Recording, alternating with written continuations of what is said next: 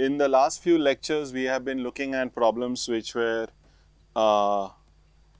devoid of any vorticity. So, we were studying potential flows, and by studying potential flows, we were able to actually look into various kinds of problems. Problems where we studied at length flow past objects. We did examples of what happens when we are trying to do flow past a circular object. We also looked into when there is a circulation that is there in the problem, what would be the transverse force. So, we did various calculations both for steady and unsteady flow past objects when the flow is potential. And the key conclusion was that if we have steady translation of a body, let me use the word rigid body, drag is absent in such a case. So, any body that is undergoing steady translation and the body is rigid, I am emphasizing the word rigid because there is no deformation that is going on. So, there is a body which has a no slip, no penetration boundary condition. So, when you have a steady translation of a rigid body, then the drag is going to be 0 on that particular object. Now, if you have circulation present in the flow for a 2D potential flow past an object, then lift is actually non-zero, and the lift is independent of the shape of the body. It only depends on the incident uniform flow and the circulation. It does not matter what is the shape, and this is something which is only there in 2D.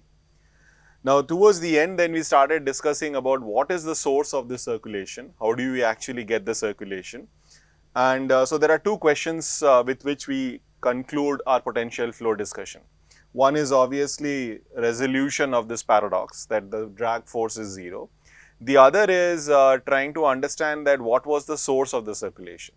So, we learnt about this Kutta condition which said that the circulation is arbitrary, but that arbitrariness can be made unique. You can remove that arbitrariness by deciding that the circulation is just enough so that the stagnation point coincides with the trailing edge of an object that has a sharp corner. Now, that still does not tell us. So, when we later were trying to actually understand a little bit more about the Kutta condition, that what would happen when the flow gets started. So, if you move an object impulsively, the stagnation point initially would not automatically go and reside at the trailing edge. So, in which case it would be at some other location, and then we were discussing certain ideas which are beyond the scope of an inviscid theory, beyond the scope of potential flow theory. So, just to remind you, what we said is that there is a stagnation point which is occurring away from the trailing edge initially. So, the streamlines are going to come, they are going to bend and move around. So, in what you can see here, when we did an exact problem for a flat plate, the velocity at the trailing edge was infinite. The velocity at the stagnation point is 0. So, which means that a fluid particle which is moving on the body, this is an inviscid problem, so it can slip on the body. So, the fluid particle which is residing on the body and it is moving, it starts from an infinitely large velocity at the trailing edge at this location, and by the time it reaches the stagnation point, it has to halt. So, there is an immense amount of retardation that is going on, a deceleration that is going on for the fluid parcel. And this very large deceleration of the fluid parcel, that it is almost brought to a screeching halt, that one which is trying to move on the surface of the body, is what is responsible for the flow to here detach from the surface. That it is no longer possible for it to do this phenomena where it continuously keeps moving on that surface and comes to a nice halt at that point. And that is how we argued that this stagnation point moves to the trailing edge. Now, this used an idea that once it is at the trailing edge, we can do all our math, all our potential flow calculation and find the lift, etc. But this actually brings about a question that what was responsible for generating that circulation. So, the circulation got generated because the moment the trailing edge and the stagnation point are not coinciding, those streamlines which are trying to do this infinite deceleration and bend around the trailing edge, the fluid parcels that are moving there at some point lose the ability to follow the streamline. So, the streamlines are going to get detached here and you will get a circulation zone. And gradually, this circulation pattern that you have will detach from the solid surface and move out. This will keep continuing till the stagnation point goes and sits at the trailing edge. So, this process of the separation and the formation of this vortex and then subsequently that vortex actually detaching off, all these brings about the question that what is responsible for something like this to happen. And this brings us to a key part which we have so far been ignoring, which is looking at viscous effects. So, if we write down our governing equation,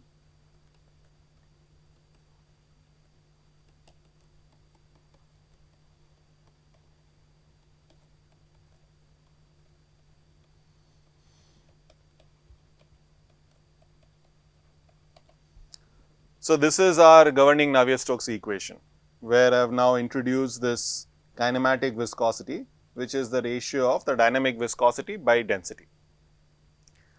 Now, until this particular point, we have been saying that this term is insignificant. There is no importance for this particular term. So, we ignore that particular term and we were looking at the remaining part of the equation. So, to decide whether it is insignificant or it isn't insignificant, an important way to approach this is actually do a non-dimensionalization of this equation.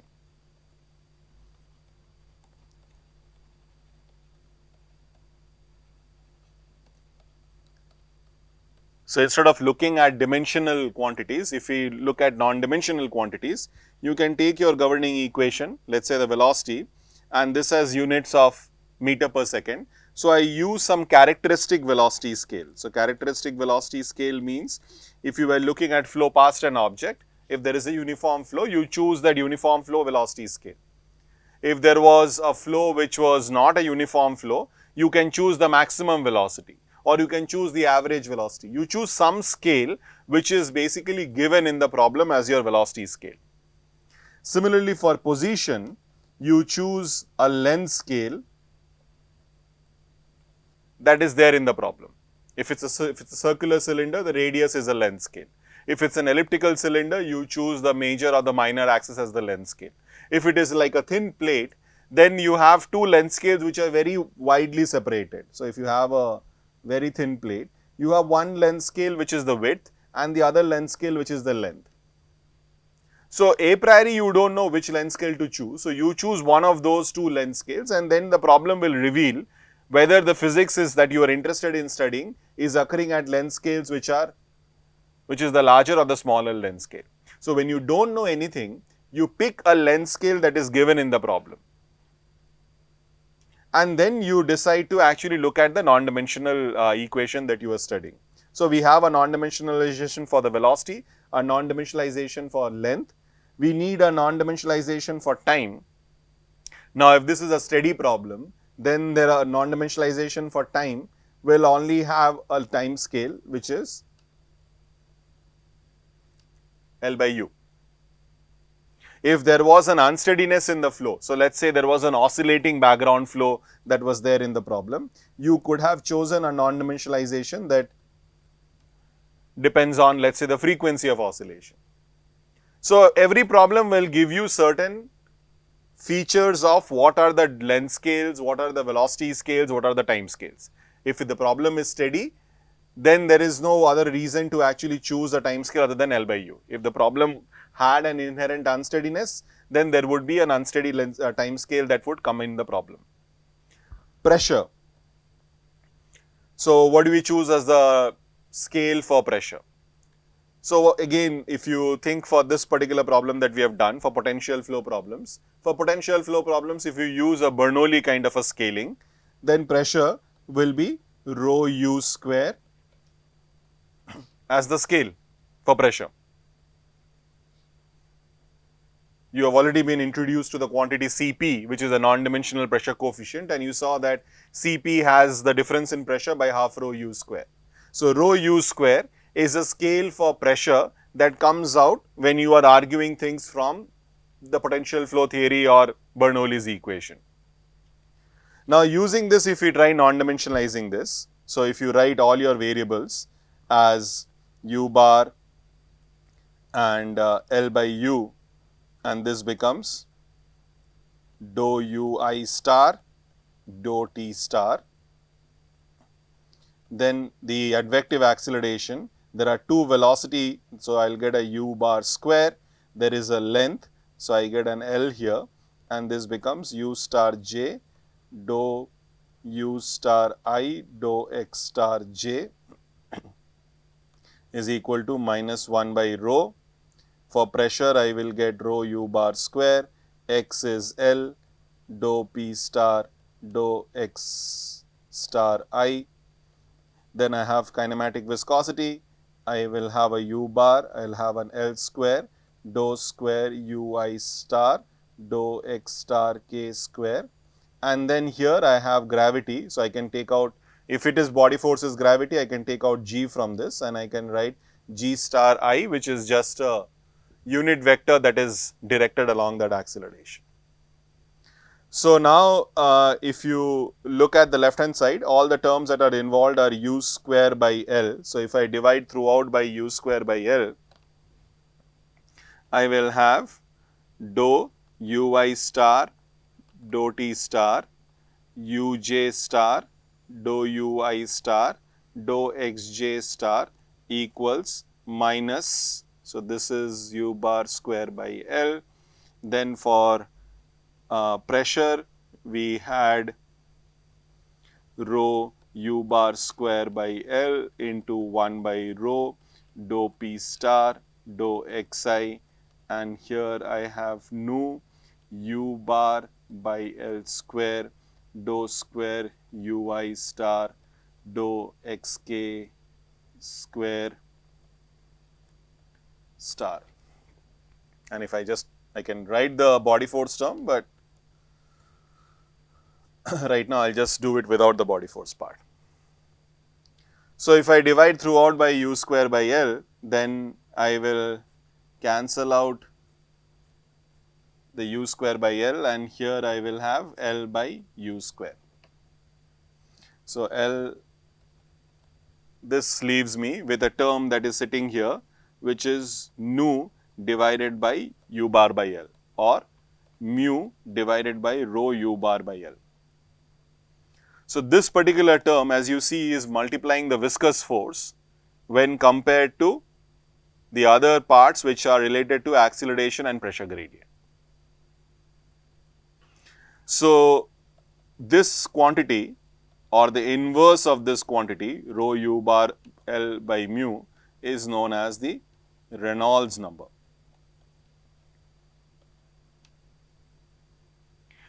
As you can see, you can view this in different ways. You can view this quantity as rho u square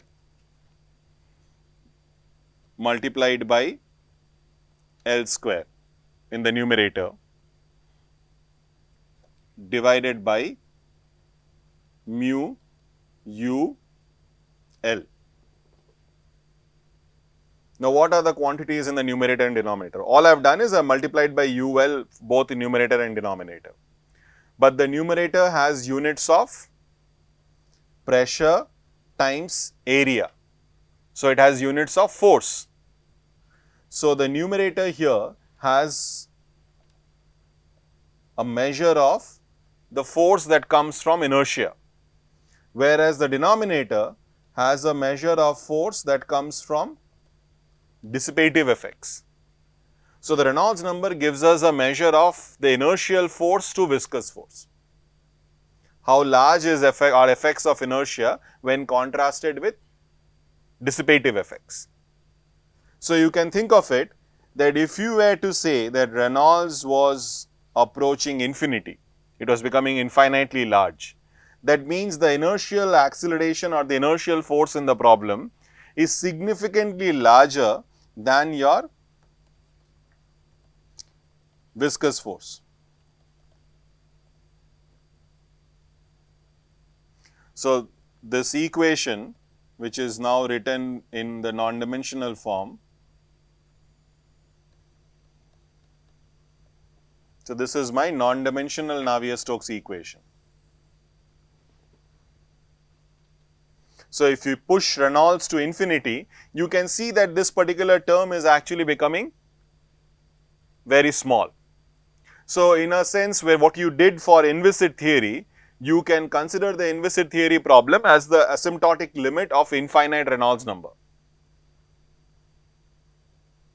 Now, then that brings about a question that if that was so, if that was indeed the correct way to think of everything, then the part of drag that we encountered in my inviscid calculation, or which was specifically potential flow calculation, should have been the infinite Reynolds number limit of the viscous flow calculation. If I solve the full Navier-Stokes problem of flow past a circular cylinder, whatever I get as a drag, if I keep increasing the Reynolds number in the Navier-Stokes simulation or whatever else you are trying to do by hand or using simulation, if you keep increasing your Reynolds number, you should approach the infinite Reynolds number solution that we derived in class, which is inviscid theory. But that is not quite right, because we saw that when we did the inviscid calculation, so we said if the problem is having a steady translation, there is no drag, which means this limit of Reynolds approaching infinity, thinking of the problem as a purely inviscid problem is somewhat problematic. So, we will have to qualify and contrast this particular statement and think of a little bit more regarding what does it mean when Reynolds becomes very large. So, this is where we are going to go towards, which is trying to think in terms of viscous effects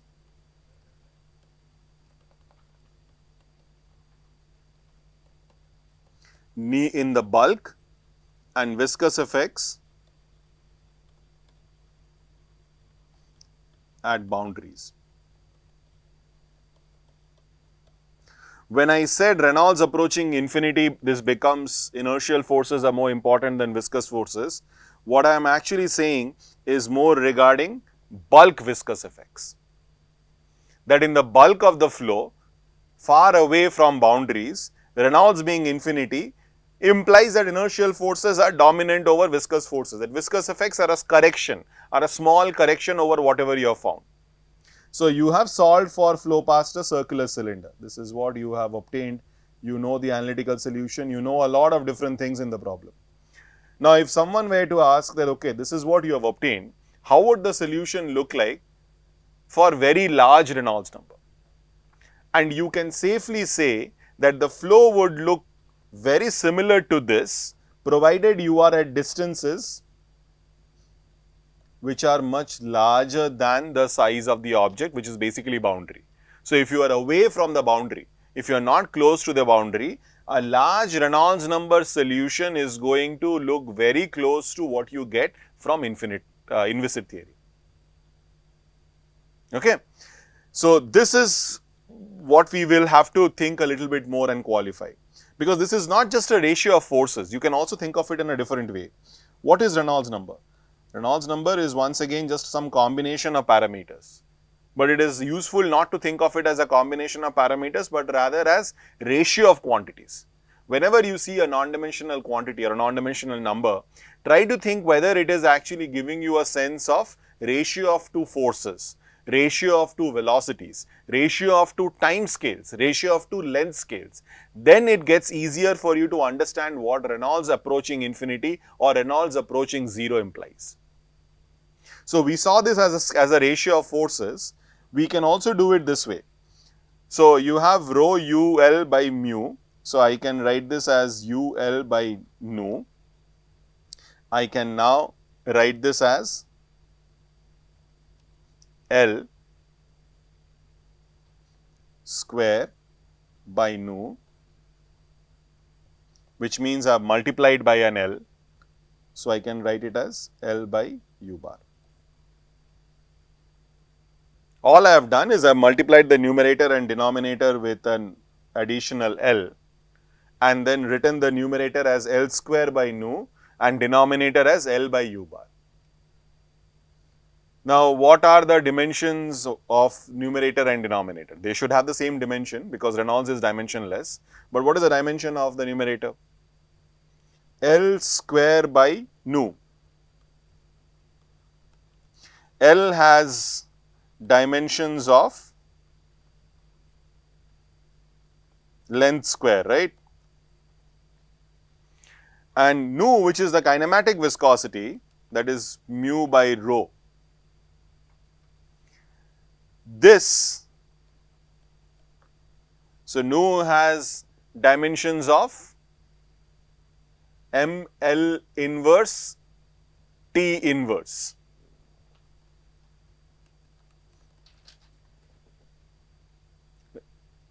Right? It will basically have dimensions of Pascal second, Newton per meter square second. So, when you write Newton in terms of MLT, you will get ML inverse T inverse as the dimension of dynamic viscosity. Density obviously has dimensions of ML minus 3,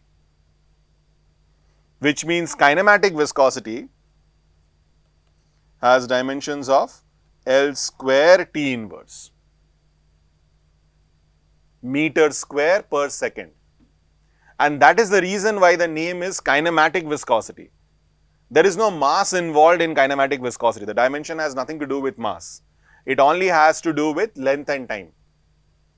So, here the numerator is L square and the denominator is L square T inverse, which means L square by nu has units of time.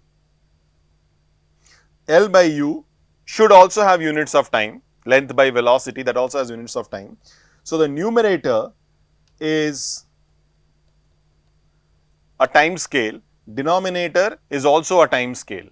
The numerator is a time scale, that is L square by nu, and this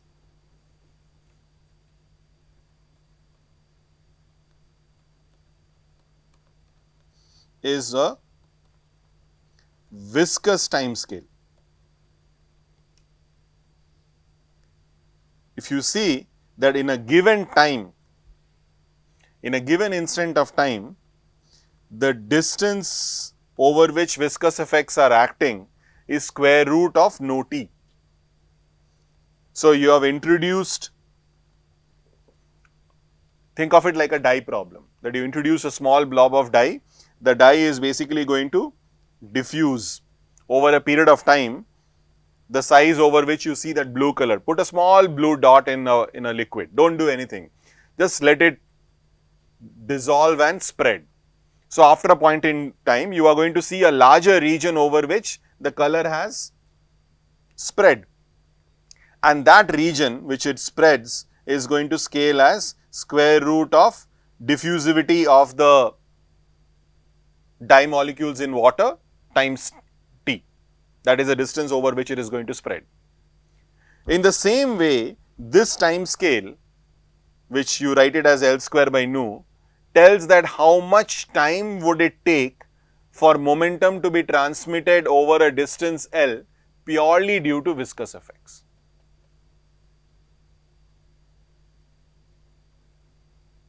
So, this is giving you a measure that if there is only viscous diffusion that is actually at play, by how much time would viscous diffusion spread over a particular room.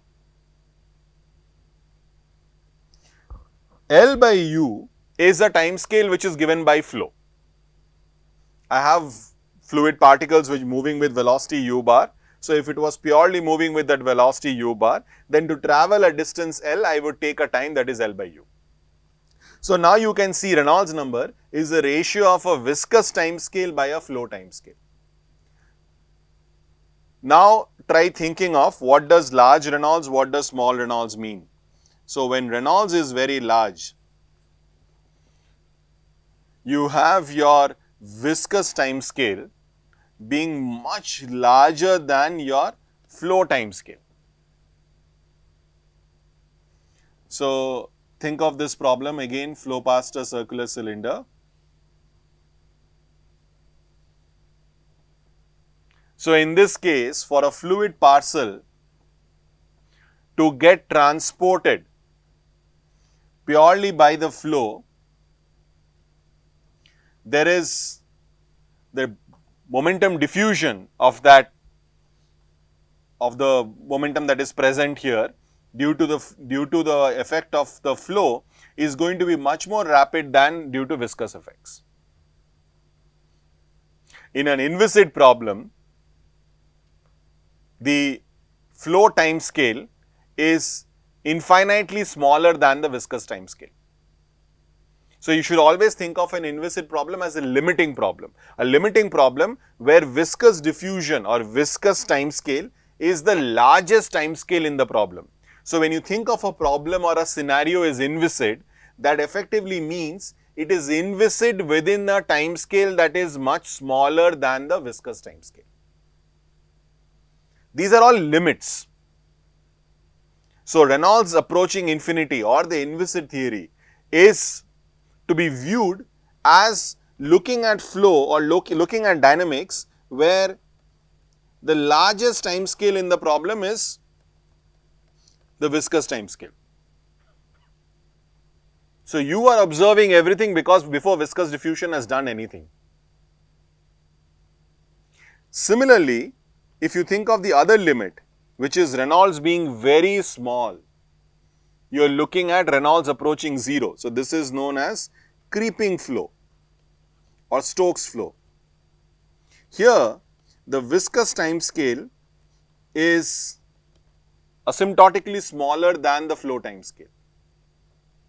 So, whenever you are doing any changes in the problem, the diffusion due to viscosity that is happening, momentum diffusion, will happen faster than anything else in the problem. So, I will give you an example. Think of there is a plate which I am moving with a velocity u bar. Now, I do two experiments. In one, and I have found what is the velocity for this translating plate. I have computed what the velocity is for the translating plate. Now, let us instead of going to a scenario where you have the plate which is in motion, I can probably think of it where there is a flow that is coming with some velocity u bar over the plate, right. So, I had the fluid particles are basically moving around this particular plate. Now, if I do an inviscid problem, I will have a flow around this particular plate and I will be able to actually find out what will happen if I were to change the velocity. So, we know we have done this problem that if you change the velocity, how much would actually the flow change in that particular scenario. So, you can compute what the flow field would be for this particular plate in motion. Now, if you do a confined problem, we will solve some of these problems exactly in class. If you do a confined problem, so confined problem is you have two plates. So, the two plates are separated by a gap h, there is fluid in between. At time t equals 0, I start moving the top plate with velocity u bar. In the inviscid problem, so if this was inviscid, the plate has now started to move with a velocity u bar at the top surface. The fluid layer which is sticking to the top surface, there is no stickiness there.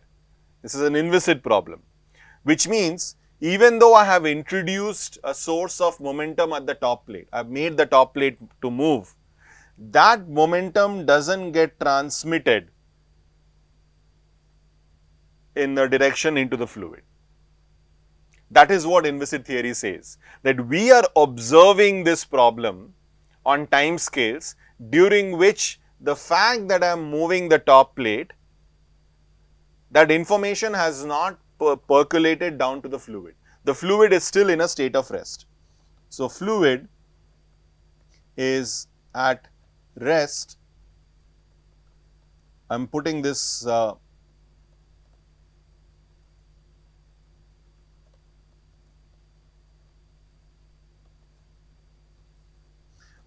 within quotes because we will actually solve this problem and understand what does it mean for all times. So, in the limit of an inviscid theory problem, for all times you will see the fluid is at rest. I have two plates, I move the top plate, the boundary condition is no normal motion. That is what inviscid theory requires, right? There is no normal motion, which means that fluid is not going to get driven into motion because I am not creating any normal motion. I am just doing a tangential motion. So, I have two plates, I start moving the top plate, the fluid which was at rest will continue to remain at rest. Now, the other limit, which is Reynolds equal to 0, the creeping flow limit, the moment you move the top plate, immediately, and this is something I am drawing here without a formal derivation, we will do the derivation, we will see that the fluid velocity, this is the x component of the fluid velocity along the vertical direction, will exactly approach a profile that will not change with time, which is to say that in the other limit, viscous diffusion is so fast that it instantaneously transmits the momentum from the top plate to the bottom plate, because the top and the bottom plate can only communicate via the fluid. So, the momentum transport, so you are holding the bottom plate, you are moving the top plate. So, this momentum transport between the two plates is mediated by the fluid. If you were looking at an inviscid theory, that means that your viscous time scale is larger than anything that you can measure, you will never observe this happen. Whereas in the creeping flow limit, because viscous time scale is faster than any time scale at which you are measuring, you are going to observe almost an instantaneous diffusion of momentum from the top plate to the bottom plate. So, this is how you should be viewing these limits, this is how you should be thinking. So, the actual answer lies somewhere in middle. So, when you are doing an actual problem, when you think of the problem in terms of a particular value of Reynolds number, you would be thinking of it appropriately if you think of it in terms of time scales. That what are the time scales that are there in the problem. So, whether you have a problem where viscous time scale is very, very short, which means you are looking at a low Reynolds number or a viscous flow problem, or are viscous time scale significantly large, which means you are looking at an inviscid problem or a large Reynolds number problem. And saying something is small and large has no meaning unless you quantify it with respect to something else. So, you are saying viscous time scale with respect to a flow time scale. So, this is the importance of doing the non-dimensionalization. So, there are two aspects which we have addressed here. One is after doing the non-dimensionalization, the fact that large Reynolds is to be qualified in terms of, are you thinking in terms of bulk effects or boundary effects? Because I said when I designed this Reynolds number, I chose a length scale. I chose a particular length scale, and when I chose that length scale, I got a definition of a Reynolds number where this length scale is present, and that tells me that if Reynolds is large, then viscous effects are subdominant, are not important. But that is based on the idea that I have included L here. So, now if you think in terms of time scale, when you are saying Reynolds is large, you are actually saying what? You are saying that your L square by nu, which is the viscous diffusion that you are observing, is much larger than L by U, right? That is basically your measure of what is your scale in the problem. This is the statement that you are making. Now, if you think of a scenario where you have this very thin plate, you have one problem, one length scale which is given by the transport of momentum over this length, which is L by U. But there is diffusion of momentum. So, what is L square by nu? L square by nu tells me that how much time it takes for momentum to diffuse over this entire distance L. Right, you are thinking of roughly a spherical control volume enclosing this object, and you are asking that how much time does it take for it to momentum to spread over that large distance proportional to this object. But then close to the body, there is also a momentum diffusion that is happening perpendicular to the body surface. There is a momentum diffusion which is happening longitudinally. There is also a momentum diffusion that is happening in the transverse direction.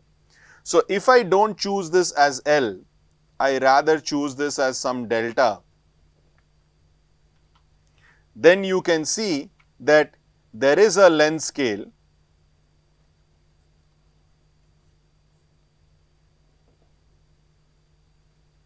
which is where the viscous time scale and the flow time scales can become comparable. So, if I were to say this, there is going to be a region where the Reynolds number that you are thinking of, even though the Reynolds number in the bulk is large, the Reynolds number close to a surface can become not so large because the viscous diffusion that you are observing. So, when you think of this as a ratio of time scales, you can now think that I am trying to transport momentum.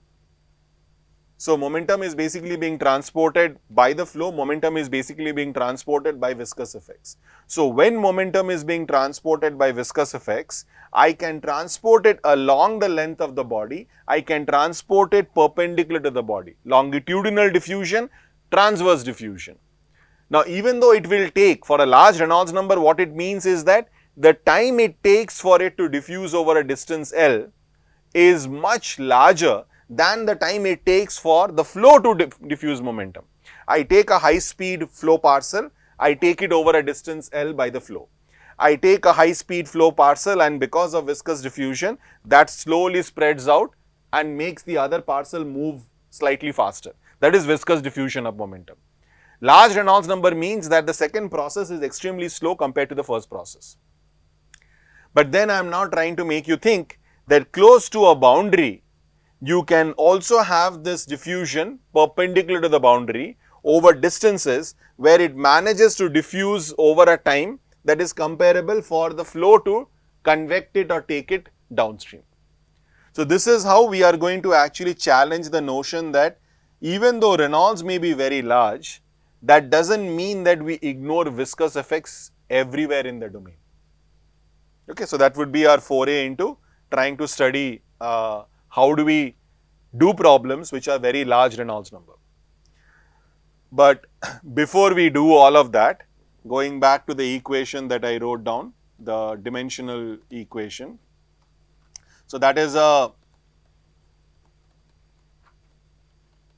motivation for what is that we are going to do. But the next thing we will do is we will say that all these things have happened. Viscous effects are right now present, viscous effects are in balance with all the other forces in the problem. So, we will look at scenarios which are going to be steady flows. So, we will primarily first look at steady phenomena or steady flows in the problem.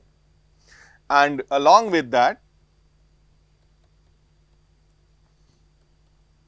we will make one more assumption that the flow is fully developed. So, flow being fully developed, steady just means that every quantity that I am looking at, it does not have any variation with time. For a flow to be fully developed, it means that I am looking at the variation of the flow along the direction of motion. So, let us say the flow is along the x direction. So, I will say that for velocity field quantities u, v, w, all these quantities, they do not vary along the flow direction. X is the direction of flow. So there is some phenomena that is responsible for setting up the flow. Once the flow gets set up, after that we are basically going to say that the flow doesn't change along the direction of the flow. We will challenge these two assumptions, but before challenging them, let's do with the simplification. That what happens if the flow was steady and fully developed. So automatically if I take my Navier-Stokes equation and make the assumption of steady, then I have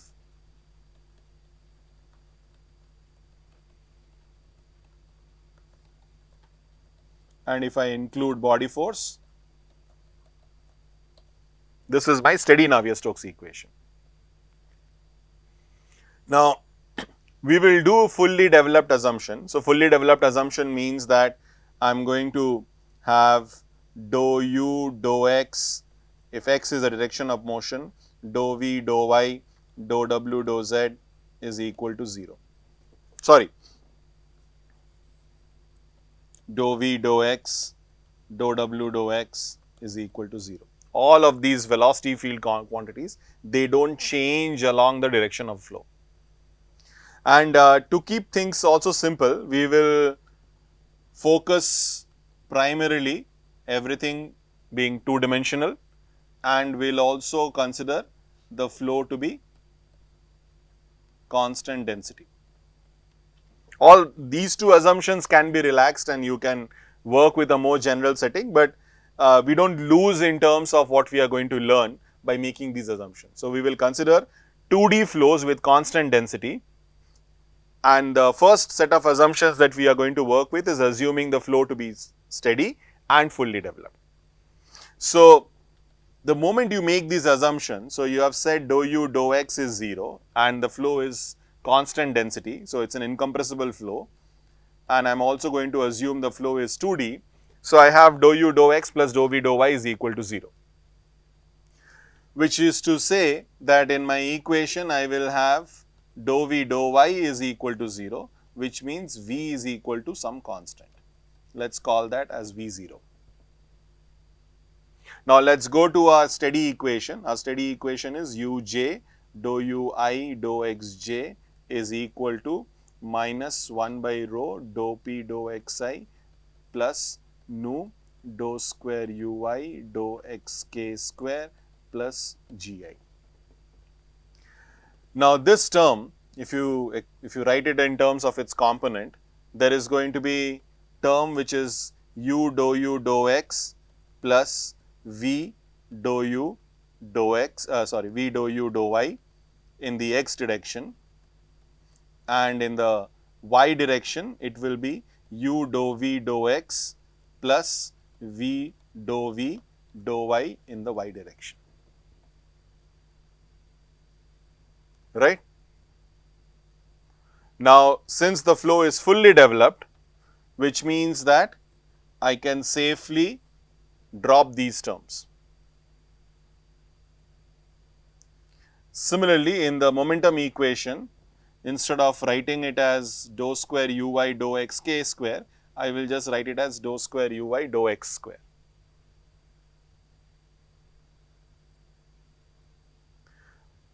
Now, v is a constant. Because of the fully developed assumption, v is going to be a constant, which means this is just going to be dou square u dou x square along the x direction, which means that this particular term also vanishes off. So, out of the 4 terms that were there in the u dot del u term in a 2D flow, 3 terms have vanished because of the fully developed assumption.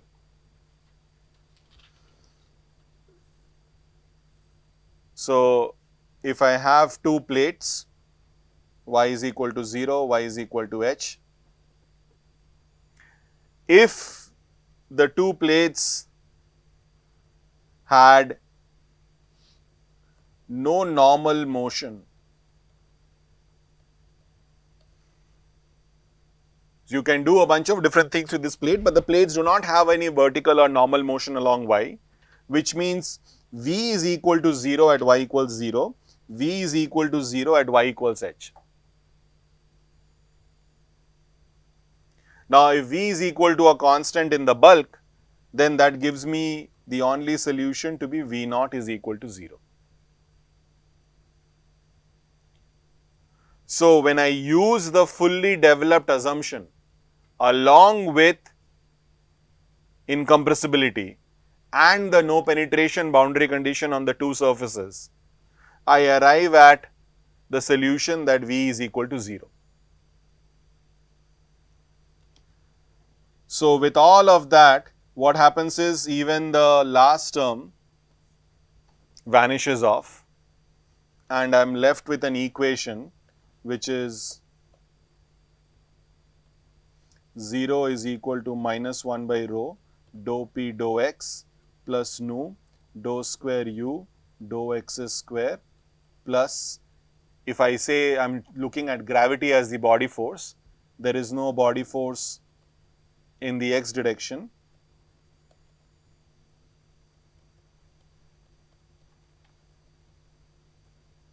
G is pointing in the negative.